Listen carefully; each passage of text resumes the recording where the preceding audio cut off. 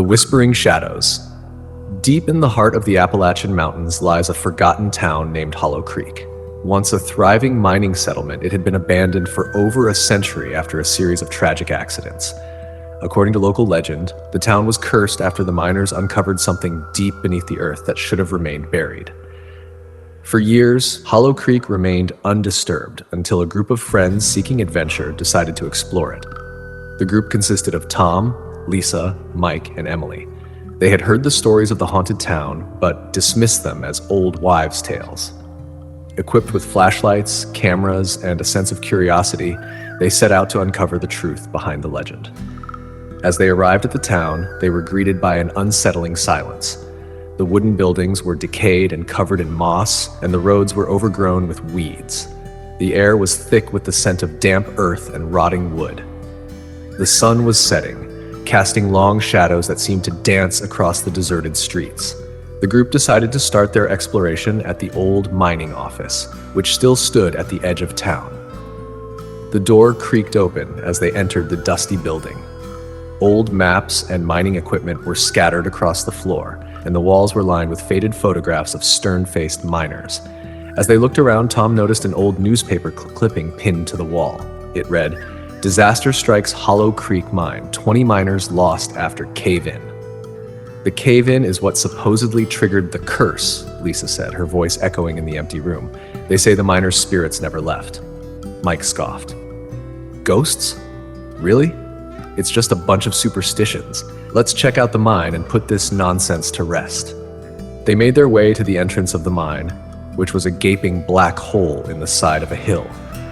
The air grew colder as they approached, and a sudden gust of wind howled through the trees, making them shiver. Ignoring the unease settling in their stomachs, they switched on their flashlights and ventured inside. The tunnel walls were damp and covered in mold, and the floor was uneven with loose stones. As they descended deeper into the mine, the light from the entrance faded until they were enveloped in complete darkness, save for the narrow beams of their flashlights. The silence was oppressive, broken only by the sound of dripping water and the crunch of their footsteps. Suddenly, Emily froze. "Did you hear that?" she whispered.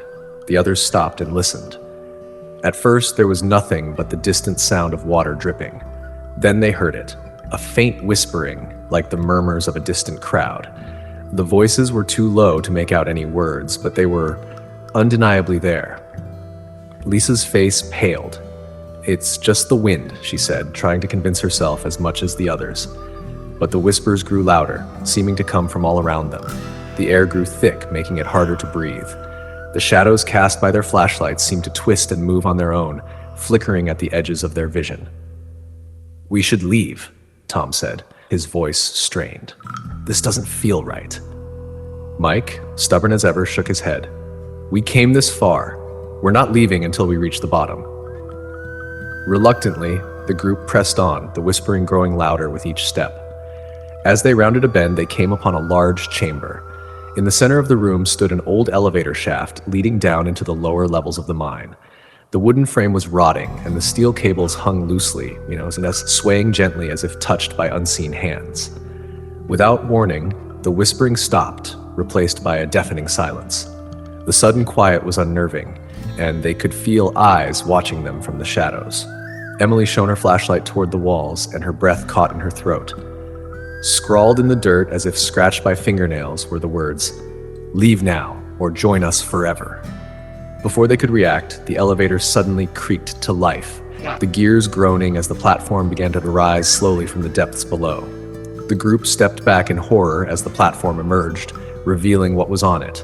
A row of miners, their faces gaunt and skeletal, their eyes hollow and glowing faintly in the darkness. Their bodies were twisted and broken as if crushed by immense weight. They stood unnaturally still, staring directly at the intruders. The whispering returned, but this time it was clear and distinct. "You shouldn't have come. You can never leave. You belong to the shadows now." Panic set in as the ghostly figures began to step off the platform, moving toward them in jerky, unnatural movements. Their mouths opened in silent screams, revealing rows of rotting teeth. The friends turned and ran, the sounds of shuffling feet and scraping nails following close behind. They raced through the dark tunnels, desperately trying to retrace their steps. But the mine seemed to twist and change around them, the passages leading them in circles. The whispering grew louder, overlapping voices filling their heads, making it hard to think. Lisa tripped and fell, and as she looked up, she saw one of the miners reaching for her with skeletal hands. Its eyes were filled with despair and rage, and she could hear its voice inside her mind. "We suffer eternally. Join us." Tom pulled her to her feet, and they continued running. Just as it seemed like there was no way out, they saw a faint light ahead. The entrance. With a final burst of energy, they sprinted toward it, bursting out into the open air. The cold night wind hit their faces as they collapsed on the ground, gasping for breath. But their relief was short-lived. As they looked back at the entrance, they saw the shadowy figures standing just inside the mine, watching them. The whispering echoed in their ears one last time. "You escaped, but you'll never be free. We'll find you." The group hurried back to their car and sped away, leaving Hollow Creek behind. But even as they drove, the feeling of being watched never left them. Over the following days, each of them began experiencing strange phenomena. Whispers in the night, cold spots in their homes, and glimpses of shadowy figures in their mirrors.